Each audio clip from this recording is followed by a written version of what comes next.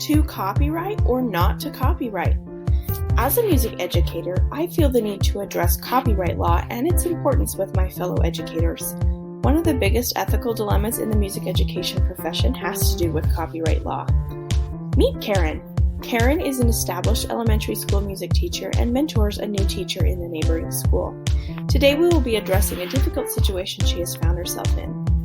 Karen is preparing her students to perform a grade level program, which is a performance of a series of songs with a similar theme. These programs are usually performed for parents. Now Karen has a question about copying music. The music she purchased came with all the rights to perform the show in front of an audience.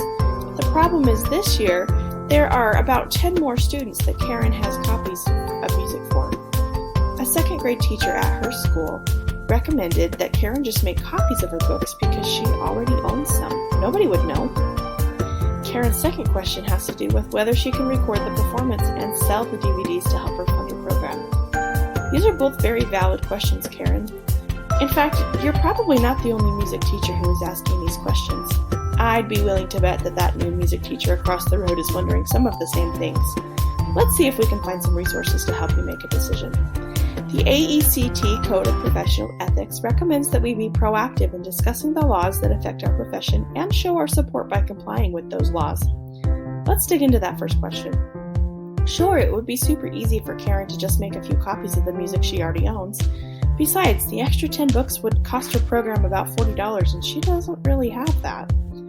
As simple a solution as that is, though, is it really worth the risk of a large lawsuit for copyright infringement? Karen decided it wasn't worth the risk, so she went ahead and ordered the extra books.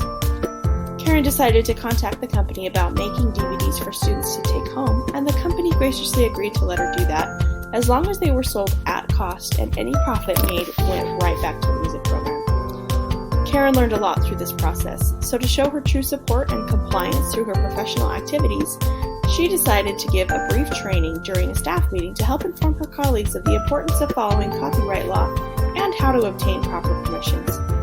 At the end of the meeting, many staff members thanked her, and Karen walked away from the whole situation knowing she did the right thing. And you'd better believe she marched right across the street to that neighboring school and shared all of her knowledge with the new music teacher.